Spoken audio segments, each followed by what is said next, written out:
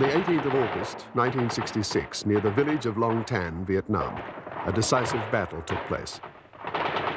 In this dramatic encounter, 108 Australian and New Zealand soldiers fought off more than 1,000 Viet Cong sent to destroy them.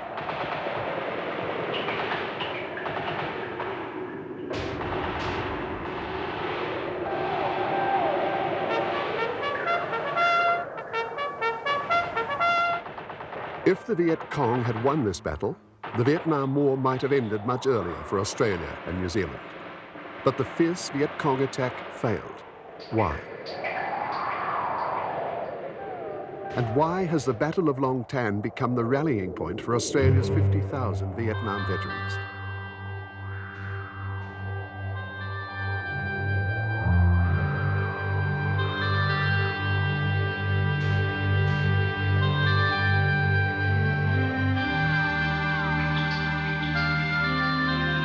In 1965, the Army of the Republic of Vietnam was losing the war against the communists. The Saigon government was near to collapse. The United States intervened. It escalated the war and called for Allied support.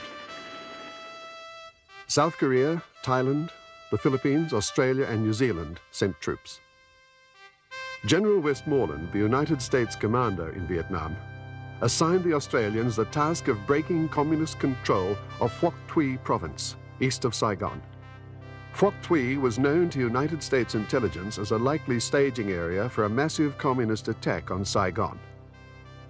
Viet Cong supply lines passed throh Nui Dat in the center of the province. In a bold move, the Australians occupied Nui Dat, disrupting the Viet Cong. But the Viet Cong at that time were more concerned with the Americans. To defeat the Americans, we had to increase our forces. The Australian mercenaries were at first only a minor problem. Our forces outnumbered the Australians. Our 5th Division consisted of 274 and 275 regiments, supported by troops from North Vietnam, plus D445 Guerrilla Battalion. D445 also had some support from the population. For we were fighting a people's war, and we mobilized the people to fight. Our forces could easily hide among the local people. We wanted to liberate the people from the corrupt Saigon government and provide land.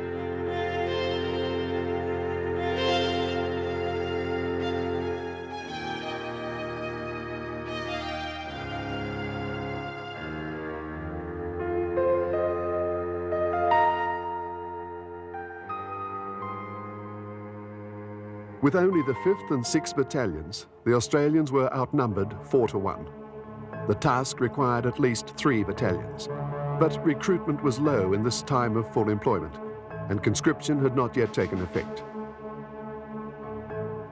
To increase surveillance, the Special Air Service was sent.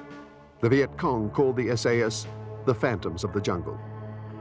The 5th and 6th battalions were supported by artillery batteries from New Zealand and the United States, as well as Australian artillery, a squadron of armoured personnel carriers, engineers, light reconnaissance aircraft, and helicopters of the Royal Australian Air Force.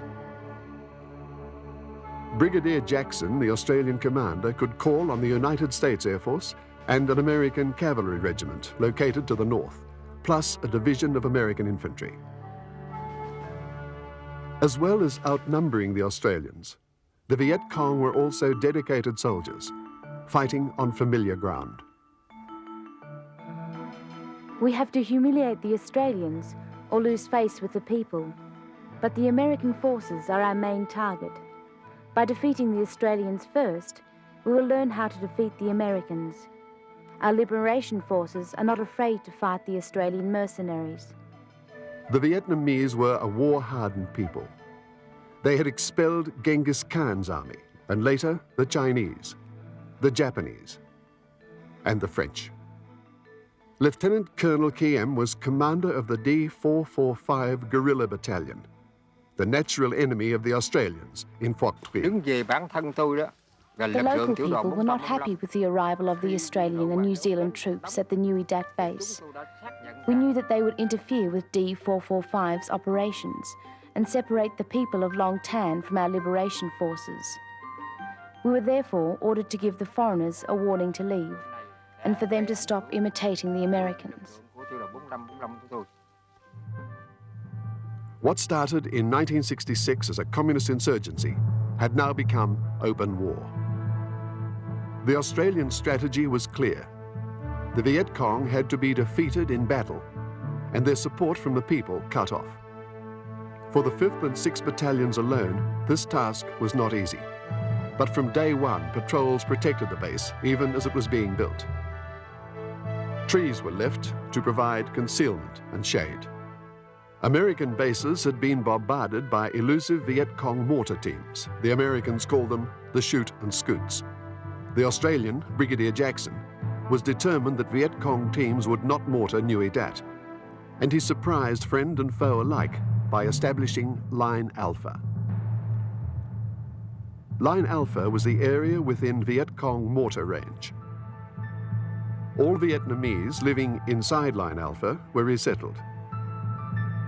The Vietnamese could tend their farms by day, but anyone found inside Line Alpha at night without permission was liable to be shot on sight.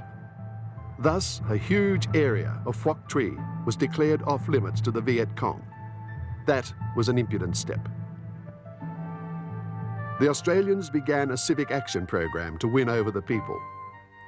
The civic action policy prohibited brothels and shantytowns near the base and protected village economies by restraining Australian spending. The Viet Cong told the people not to trust these men they called Uk Da Lois, the men from the south, and the civic action campaign was resisted. The Viet Cong welcomed the start of the monsoon season, as the slush and cold made life very difficult for the Australians. One digger commented, "This is the only place where you can be up to your ears in mud and still have dust in your eyes." Another soldier wrote, "Shoes, boots and Bible go mouldy quickly. The termites half devoured my toilet roll last night.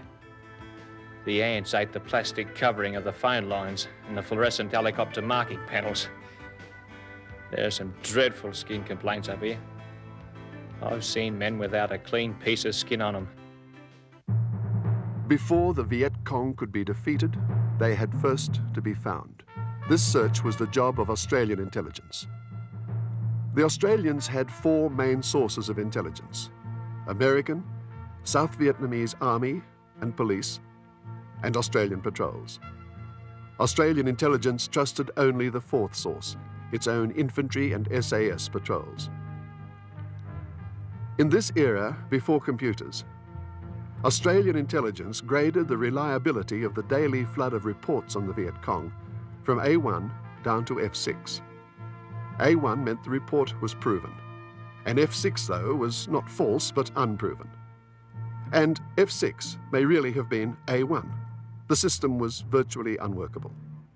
The Viet Cong needed their intelligence about the Australians. Intelligence about the Australian troops was easy to get.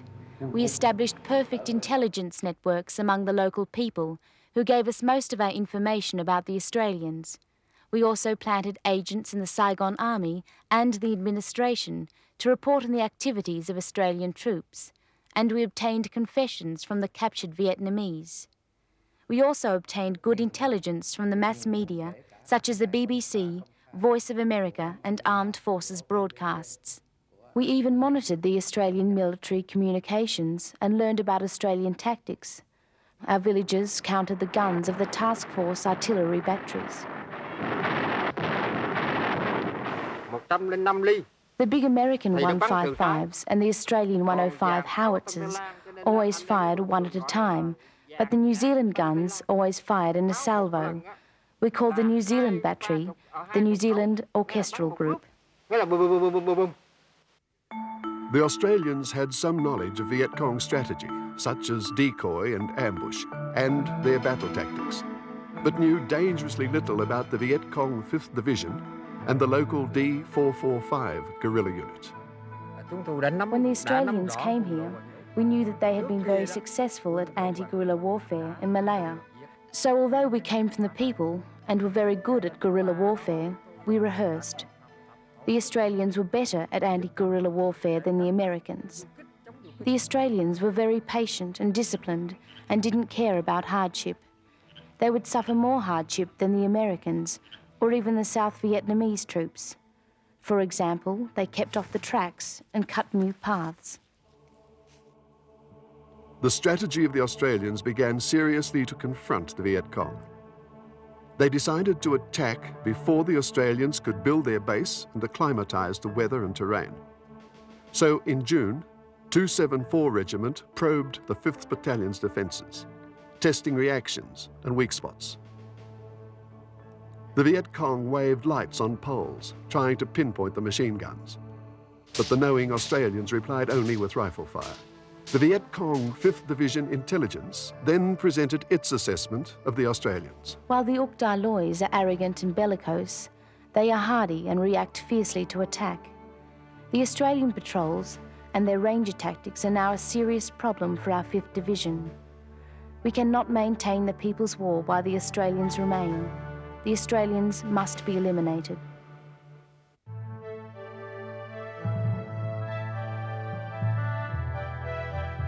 Australian intelligence tried to complete a mosaic of Viet Cong intentions and locations. But too many of the reports conflicted. The mosaic had too many pieces. The dangerous assumption shared by Jackson's staff, the Americans, and Canberra was that 274 and 275 Viet Cong units were merely resting up, and that D445 Guerrilla Battalion was the only threat. The Australians then achieved a breakthrough. Captain Trevor Richards' Hush Hush Radio Research Unit began to locate Viet Cong radio transmitters. Our intercept operators were clever enough to recognise an operator's fist. In other words, the way he transmitted Morse code. That was one of the ways of identifying a radio station, even though he may have changed his call sign. Now, although all that's in code and we could never work out what it was they were saying, we can tell from that type of transmission as to whether it's real or not, whether they're on standby or not, whether they're on training or not, or whether they're starting to plan something. If they're starting to plan something, you start to expect the fact that the amount of traffic will go up, the amount of messages will go up, hence the transmissions get longer and longer. Richards then had a personal triumph. He identified the radio call sign of the Viet Cong 275 Regiment. From then on, the Australians always knew the locations of 274 and 275 Regiment radios. But Richards could never tell if the radios were alone or with large Viet Cong forces. Bob Keep, a junior intelligence officer, began to use Richards' radio fixes to sort out reports of Viet Cong activities. He concluded that 275 Viet Cong Regiment was anything but resting. Somewhere late in July, I became aware that there was a new formation in the area, in addition to D445, the local VC unit. I became aware of it through looking at some intelligence that was passed to me by Porky Richards. Unfortunately, in the absence of a declaration of war, the dissemination of that sort of intelligence was very much restricted. And in fact, apart from Porky and myself, only 3 others had access to it. John Rowe, Dick Hannigan, and the Brigadier Jackson. Being the junior member of that group, I was unable to press my point of view that this formation was North Vietnamese. Keep's claim was politically very unpopular. But of course, nobody would have been anxious to have had a regiment in Phuoc Toi because there was so much of a vested interest in that we had control of Phuoc Toi.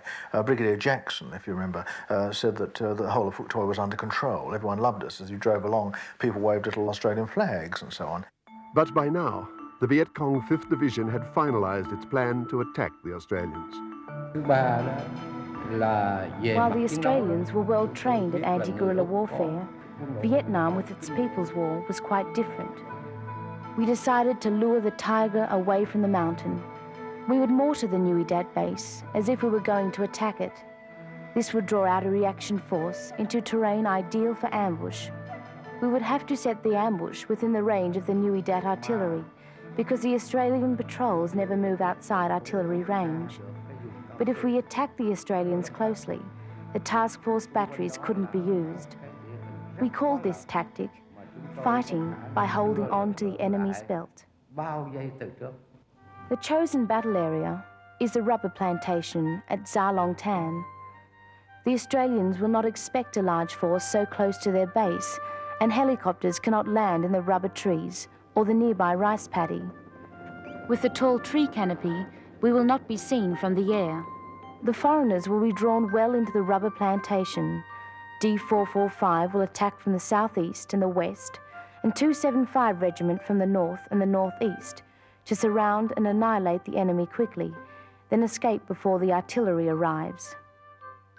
Anti-tank mines will be laid on the road from the south. 274 Regiment will ambush any American armoured reinforcements coming down Route 2. Throughout July, the Viet Cong stepped up the fighting to learn Australian tactics. In one big skirmish, the Viet Cong held onto B Company's belt so fiercely that the Australians called artillery down almost onto their own positions, and 2 American Chinook gunships were heavily machine-gunned from the ground near the Australian base. But when the Viet Cong reconnoitred Long Tan to plan their ambush, they were detected. Only a couple of weeks before the Battle of Long Tan, the direction-finding fixes I was getting on what we believed to be 275 VC Regiment indicated they were starting to move cross-country from the eastern border area towards our base. Brigadier Jackson put his base on alert and prepared to defend his perimeter. He sent Bob Keep to ask for American help. The Americans laughed at the idea. They had spent much time and money trying to find the Viet Cong and did not wish to scare them back into hiding. The Americans wanted the Viet Cong to attack the Australian base, a decoy, so that American and Australian forces could then destroy the Viet Cong units. Keep departed, feeling very embarrassed. No attack came, and the Viet Cong 275 radio moved away again. The Australians breathed a sigh of relief and concluded that the Viet Cong had no immediate designs on their base. But to Bob Keep, the visit of the 275 radio meant only one thing.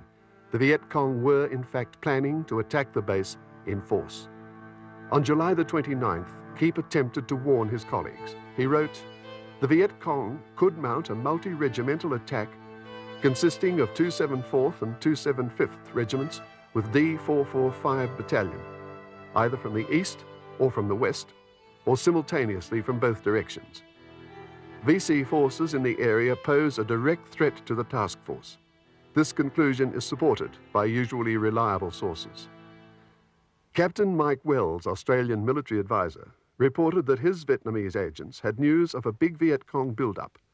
Wells was an astute officer, and the Viet Cong had put a price on his head. His radio call sign was Violet Honey, a name the Vietnamese could not easily pronounce. But at the Australian base, Wells' agents were not fully trusted. Whilst it was appreciated, the information I passed on, I feel personally that it was more put aside as, well, yes, we'll use that as background, but let's get on with what we've got sort of stuff. And I wonder sometimes if they realise the depth of the information even through the American system, which they would have had access to as well, but in the piecing together and the proving of this sort of information. It was seriously enemy movement in the area at that time, apart from just the odd contact, the odd probe, 2 or 3 here and there. We started getting reports where the soldiers seemed to be a lot more trained. There is a difference between a panic of a local VC letting rip with a machine gun as to one with a controlled bursts and controlled withdrawal. This started to alert me that there were trained soldiers out there, or that I'd misjudged the level of training of the local VC company. I wasn't sure what, but I did know there was something out there, and I had no idea what it was, where it was, or what it was going to do. But I just had this quite certain feeling that there was something there. SAS patrols brought in sketches of the enemy in regular army uniforms. Australian intelligence overlooked the fact that these were not local guerrillas, the farm dogs, but main force troops, the Tigers. Bob Keep found himself the odd man out. When the attack didn't come on the task force base camp the way Keep thought it would, he gave me the impression that he was really out on his own on this, and he was out on his own. We still, 3 or 4 of us, were still fairly well satisfied with what he was saying was correct. In early August, the Viet Cong began to starve the Australians of action, to create a false sense of security in the base. The young diggers began to joke about D445, calling it the Phantom Battalion. Keep became more and more anxious. He bypassed authority and went to Saigon to appeal to an old friend at the Australian Embassy. Bob Keep came down to see him at my villa in Saigon, and an old friend, I welcomed him enormously, and at dinner that evening he said he had a problem, and he said the problem was that he felt that there was a regiment in Phuoc Toi province. Well, I said, of course, this is quite incredible, you know, otherwise we would have known about it, but he said he had this hunch. Now, when an intelligence officer has got a hunch, then you follow. Well, I then, the very next day, went into my sources behind the green door, and I put it to them in fairly circumspect terms. I said, you know, what have you got on a regiment in Phuoc Toi? They, of course, were as incredulous as I was. Nonetheless, we put the searchlights on. And when I say we put the searchlights on, that means we put the whole array of signals intelligence, agent reporting, everything which we had. The whole searchlight was put on Phuoc Toi province. But after 3 days, there was nothing.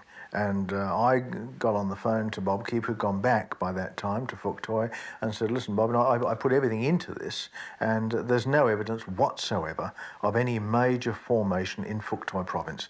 Chance then intervened.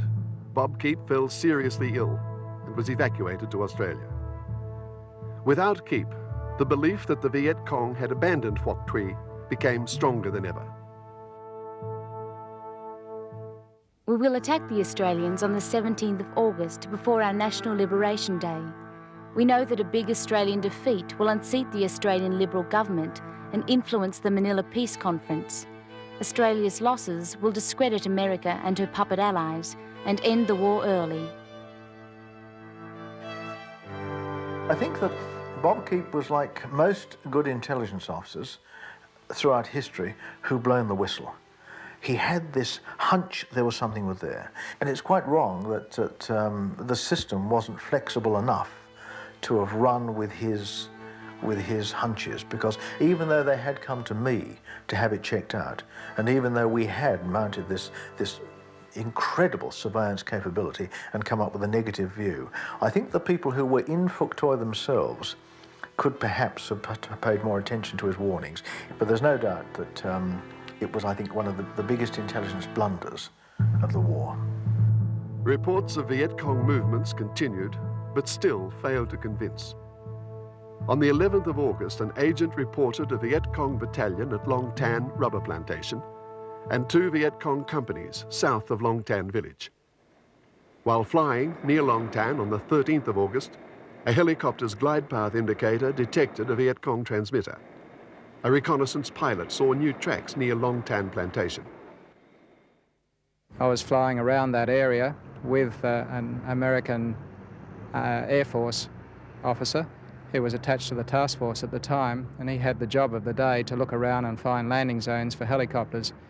And that took about 3.5 hours, and while we were looking around, I could see quite a lot of signs that the tracks, roads and things had been used fairly extensively. Because of the muddy sort of terrain there, any tracks in that showed up extremely well. Suddenly, Richards again plotted the Viet Cong radio, moving towards the Australian base. He alerted Jackson. This time, Jackson sent out A Company of the 6th Battalion. Could this mean that 275 Regiment was approaching? To protect Richards' cover, A Company was not told about the 275 radio. I think it was on day 2 of the patrol, around about the 16th of August. It was, again, quite funny because the whole company, that's every platoon, 1, 2 and 3 platoon, including the company headquarters, all had contacts within a matter of about 60 to 90 minutes. And so that automatically let us know that there was some enemy in the area. An SAS patrol well to the east of Long Tan found signs of the Viet Cong, but these were not seen as a threat. Jackson's staff saw no warning mosaic forming. The 275 Regiment had been sighted in a dozen different places at once. Like the American command before Pearl Harbor, no one was really in the mood to be attacked. But on the 16th of August, a warning came from the US advisor at Duc Tan, 12 kilometres to the north. I was in his office and noted on his battle map on his wall 2 large sweeping red arrows that were coming down from the northeast, down south, and then pointing west towards the Nui Dat base. Both of the arrows indicated movement of regimental battalion-sized group of VC units or formations. I found this somewhat startling as we weren't aware of such moves. A Company and SAS patrols had found no big units in that area, so the American warning lacked heavy proof.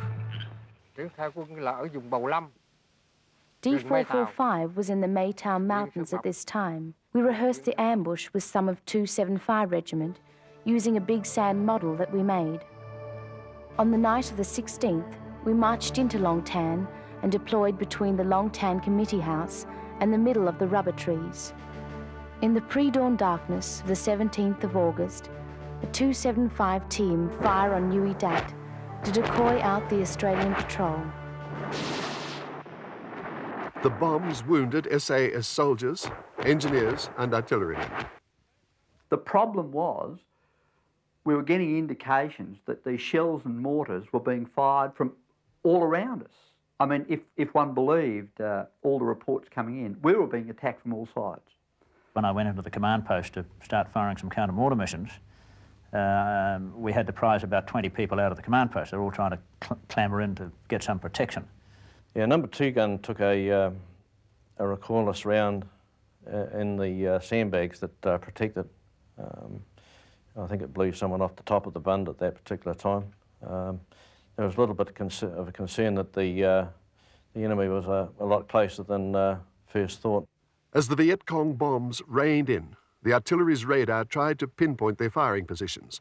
But, crazily, the radar showed the Viet Cong to be firing from 1,000 metres below sea level.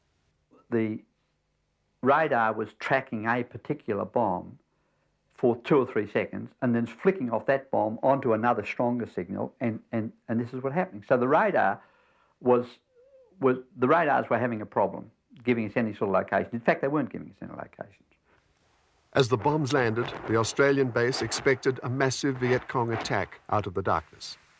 But no attack came. Using a pre-arranged firing plan, Australian artillery opened up towards the sound of the Viet Cong mortar primaries. The Viet Cong shelling suddenly stopped. It was the first defeat of the Viet Cong shoot and scoots. In 1966, I was a medic in the Liberation Forces. On the 17th of August, I treated wounded from the 275 Regiment that had been shelling Nui Dat. The counter-bombardment hit them. The bodies of 3 of the recoilless rifle team were buried just north of here. The Australians reacted immediately. A Viet Cong mortar attack from within the free fire zone could not be tolerated. So while A Company sought the 275 radio east of Long Tan, B Company was sent out at first light to catch the Viet Cong mortar squad. A hopeless task. Again, for security, B Company was not told about the Viet Cong radio. B Company soon found the Viet Cong mortar positions. Blood trails and recent tracks led east. They followed these tracks, but they split, going north, east and south. B Company camped, ready to resume next day. The Australian base maintained its routine. A sudden attack was no longer expected. The intelligence summary for the 17th concluded, an attack on the task force is unlikely. But also on the 17th of August, the main body of 275 Regiment arrives undetected at its position just north of the rubber trees of Long Tan. With D445 to the southeast, the trap is ready. If the Australians take the bait and come out, victory will be easy. On the next day, the 18th of August, it seemed safe enough for pop singers Little Patty and Col Joy to give the base its first concert. B Company resumed tracking the Viet Cong, but 2 of its 3 platoons were ordered back to base for a health break at Vung Tau Beach. The 1 remaining platoon of B Company was too small a force for safety, so D Company under Major Harry Smith was ordered to take over the job of tracking the Viet Cong. Smith, an ex-parachute instructor, had made D Company the fittest on the base. Smith was a veteran of the Malayan anti-communist campaign, as was his big, good-humoured Sergeant Major, Jack Kirby. Half of D Company's young conscripts had never seen action, nor had Smith's 3 platoon commanders. Most of Harry Smith's young officers and men had come to feel that the Viet Cong had decided to avoid the Australians and had left the province. But their sergeants were veterans, and their old soldiers' instinct told them that trouble was brewing. With D Company was the New Zealand artillery observer, Captain Maury Stanley, and his radio operator, Bombardier Willie Walker. Stanley's role was crucial, for his radio provided artillery protection for the patrol. 4 Australian patrols were then east of Nui Dat. A Company, returning without finding a large force of Viet Cong, B and D Companies, and an SAS patrol farther east. B and D Companies met at 2 p.m, and Major Ford of B Company showed Harry Smith the Viet Cong mortar positions. The 32 men of B Company passed west through D Company's 108 soldiers, moving east. As D Company approached the edge of Long Tan rubber plantation, they could hear the Little Pattie concert. They felt that this was just another routine patrol. The Viet Cong would surely have been in the next province by then. Well, we came up out of the Sui to Bang over a little rise, and there was a patrol moving from right to left across our front. I noticed the patrol that was coming across us, and they had white tape in their bush hats, and I just assumed that they were an Australian patrol that had sort of got out of the way. A group of EC walked between the forward section and the platoon headquarters. I saw the VC first and thought that's not right, and I opened up fire and recovered an AK-47. The Viet Cong fled east into the rubber trees, leaving 1 dead. But no one at this stage realised he was a 275 Regiment Tiger, not a D445 farm dog. When we heard gunfire to the west, we were surprised, for we thought the Australians had all returned to their base. We quickly prepared to fight. When the Australians were 50 metres away, we opened fire and advanced, using the terrain and the rubber trees as shields. We wanted to get close to the Australian troops to besiege them and to avoid their artillery. But the Australian troops fought back very fiercely.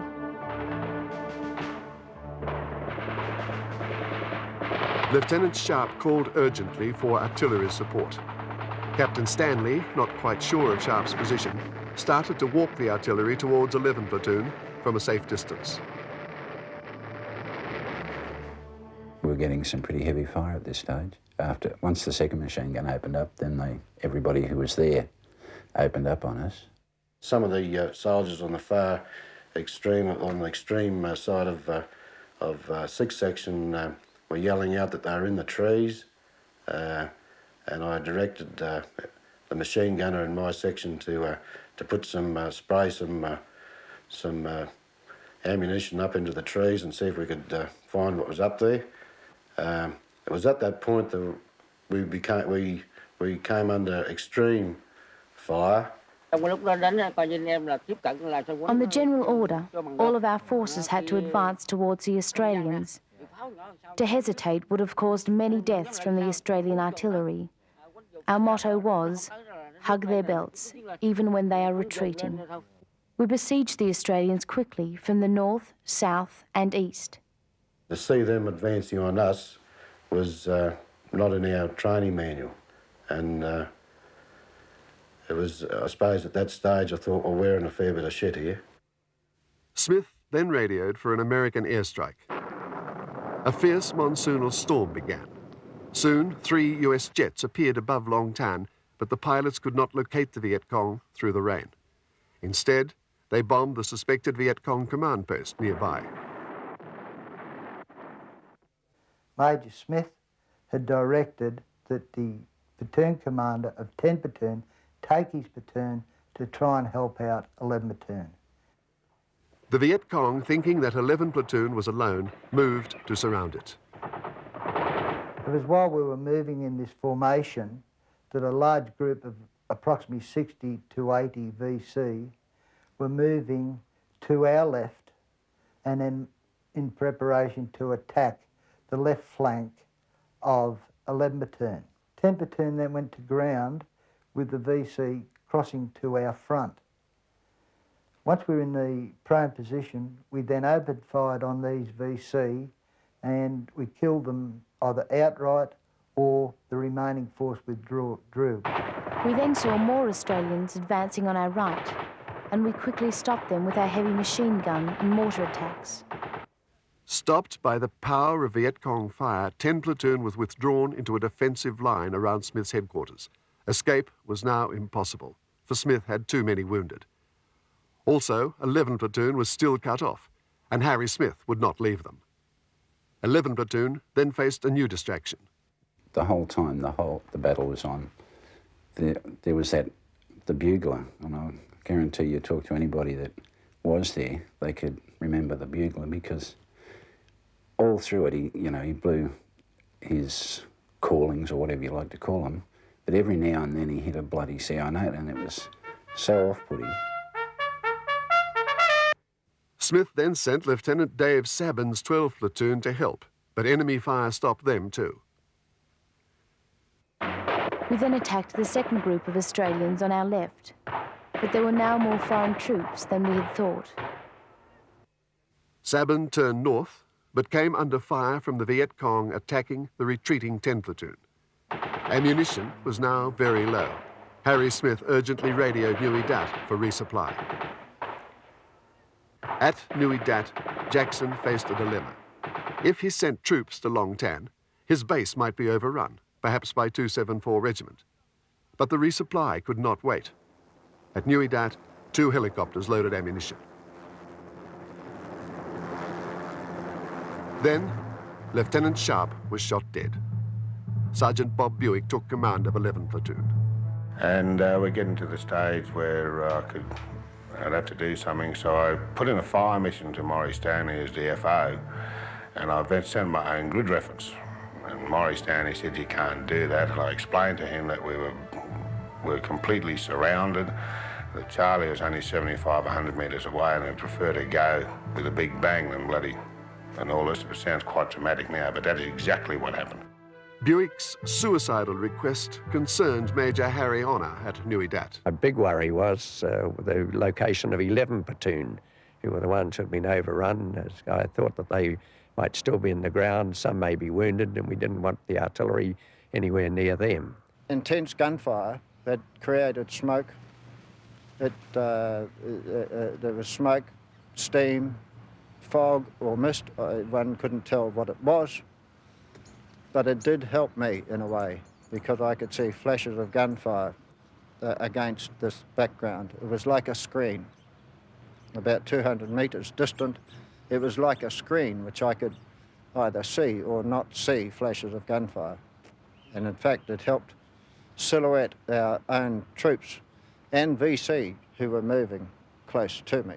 And that was the only way I had at that time of determining the grid reference at which to open fire.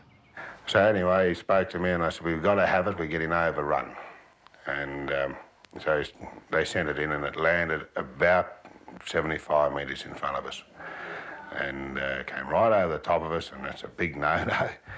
And I think I requested 5 or 6 repeats, which in fact was a total of, in the vicinity of about 30 to 40 rounds of artillery.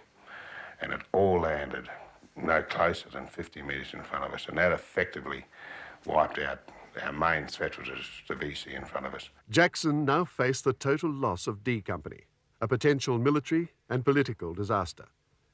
He ordered A Company to Long Tan to try to break the Viet Cong attack. It then started to rain very heavily. We had communications were extremely bad. We were jammed. After we replaced the antenna on our radio that had been shot away again.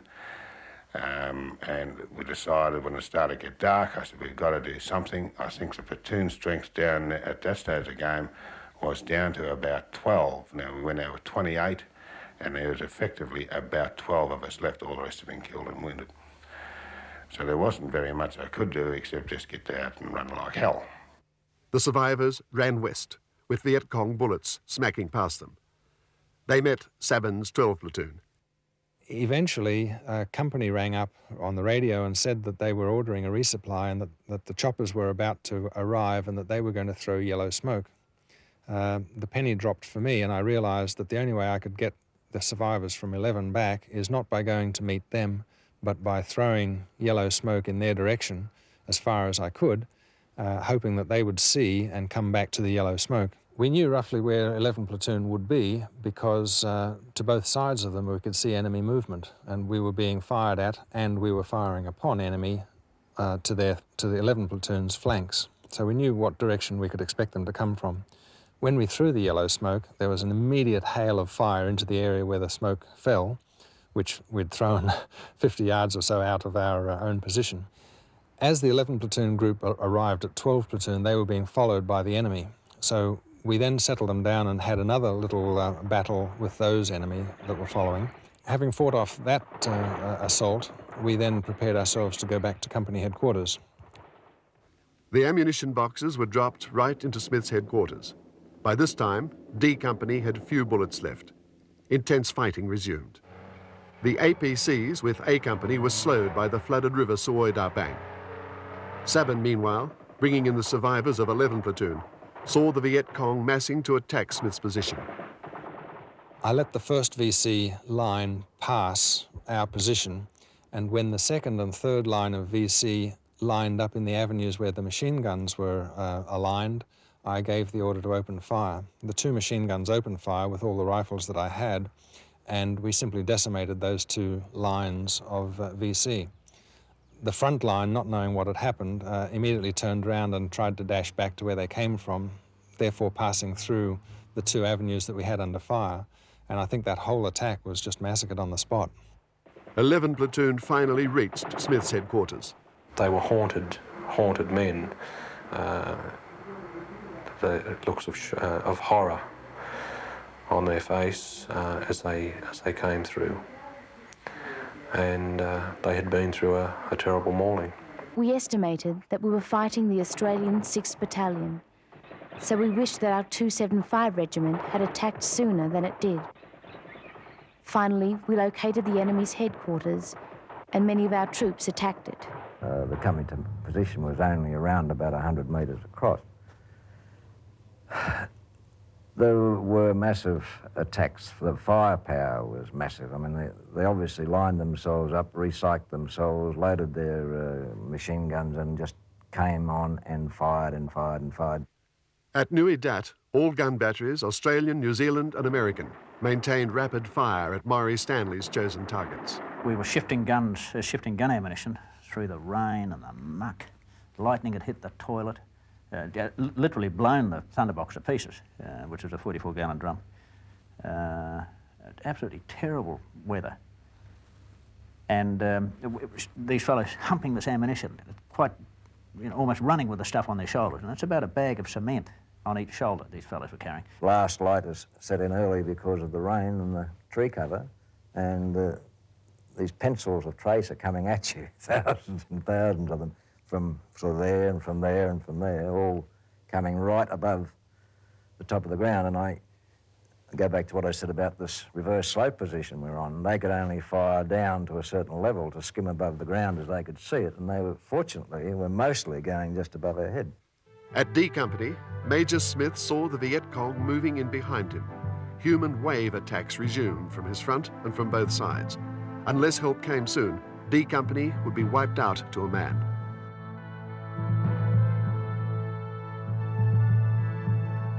The enemy persisted in these large force attacks, and I knew ammunition was getting critical for the third time, and there was no more ammunition to the rear of us. It was then that I realised that we had met a superior force. Although our forces attacked closely, The artillery became a problem. I think as the afternoon wore on, I got the feeling that we weren't going to quite make it out of this, so I think I did say a prayer or two, and I thought of my family, especially. And, I was getting really pissed off. Laurie Drinkwater came up to me, or crawled up to me and said, hey Skip, do you reckon we're going to get out of this? And I looked at him and I sort of thought to myself, well, the artillery's been falling for about 2 hours. The armour is about an hour overdue. It's raining like we've never seen before. I've never really been seriously shot at, and there's some turkey out there trying to kill me. And I looked him straight in the eye and said, I don't think so, Laurie, I don't think so.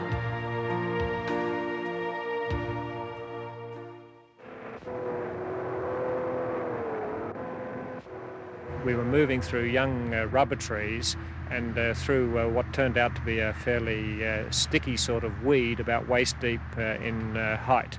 And for this very reason, we virtually drove in on top of elements of the VC, which later turned out to be parts of D445 battalion, without seeing them. We only saw them when they stood up in front of us. And at that stage, we came under fairly heavy fire. The first thing I thought was that I'd come on D Company. It's raining, you understand, and the visibility's not all that good. As I peered at them, they had webbing and the gear on, and they had bush hats, but the bush hats were round. And almost at that instant, a far right-hand carrier, commanded by Corporal Goss, in fact, came across the radio saying, they're the enemy, and with that he opened fire. And then we opened fire across the line. The heavy rain and the battle noise made it impossible to hear the tanks coming, and the high grass of the rainy season made it hard to see them until they were right there next to us. We felt determined and unafraid, and we turned and fired at them. I raised my pistol and fired twice before being shot through the head. The bullet went in one side of my head and out the other. My half of the platoon in the armoured personnel carrier that I was in dismounted, and so did the other half from the adjacent personnel carrier. We then moved into extended line on the right flank of the company, and we actually commenced to assault towards the enemy, which at this stage were starting to stand up and stream from left to right in front of us. And then I strained my ears to hear, and in the background over to the right I could hear rumbling. And a swell in my stomach took over, and I thought, someone's coming. We're gonna get out of this. He went forward, and I should say at this stage there was quite literally a wall of artillery falling between us and where D Company was, which was designed obviously to protect them from the enemy. I went forward through this artillery, which was a pretty interesting experience. I remember actually reaching down and putting my steel helmet on my head. I can't imagine what I thought it was going to do, but I put it on my head. The lights of the APCs came through the rubber trees, came through the rain. I could see the tracer as they were coming through, they were firing, and I thought, U-Butte, we're home and hosed. I swung a complete 90 degrees with my carriers, and we swept to the east. The fire that came back at us as we went that way was absolutely incredible. Once the APCs came in, the VC disappeared. That night, the Australians were in bitter despair. They thought they had suffered a great defeat by the Viet Cong. 1/3 of D Company had been killed or wounded, a huge military and personal loss in Australia's small army. But next day, when the Australians re-entered Long Tan Plantation, they were amazed to find hundreds of Viet Cong dead. Later, the captured diary of a Viet Cong commander listed his losses at 500 men. The Australians had won a great military victory. It's my estimation that because of the communication problems that the enemy was having, that he could never identify where the Australians were. Had he been able to do that at any stage during the whole 3 hours or so, if the enemy commander had simply said to his troops, form a line, stand up, let's go, and they would have just walked all over us, even without rifles, I think, at certain stages when we were running low on ammo. And they would have just been through us like a dose of salts. Viet Cong propaganda reacted quickly to their military disaster. They told the local villagers they had wiped out the Australians and that the people could return to their farms inside Line Alpha. The Viet Cong were awarded decorations for heroism against the Australians. The American and Australian press celebrated the Australian victory at Long Tan, ranking it with some of the great stands of military history. President Johnson awarded D Company the rare Presidential Unit Citation for courage in the presence of an armed enemy, and 15 Commonwealth decorations were awarded to Major Smith and his men. But Canberra denied the young diggers medals. To save face, Saigon awarded them national dolls.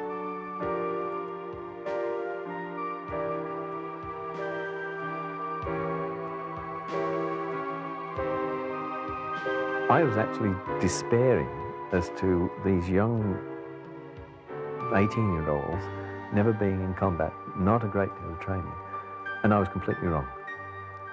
Their strength of character, their ability, their bravery, exceptional bravery that they had, was the... I've been in 7 theatres of war in all, and I've never seen anything like it.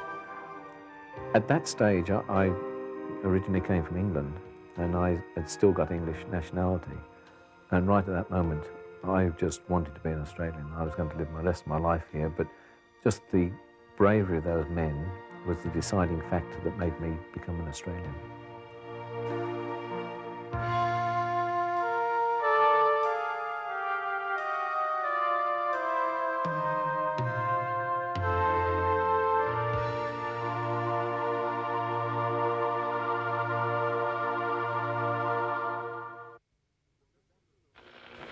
The Battle of Long Tan demolished forever the myth of Viet Cong invincibility, and never again did the Viet Cong seriously challenge the Australians. By 1972, the Australians could go unarmed in Phuoc Tuy. D445 Guerrilla Battalion became non-operational, reduced to foraging for food in remote areas. Media coverage of the Vietnam War has rarely recognized the Australian achievements in Vietnam. But in Australia, on each Long Tan anniversary, the Vietnam veterans march to tell the world we won our Vietnam War.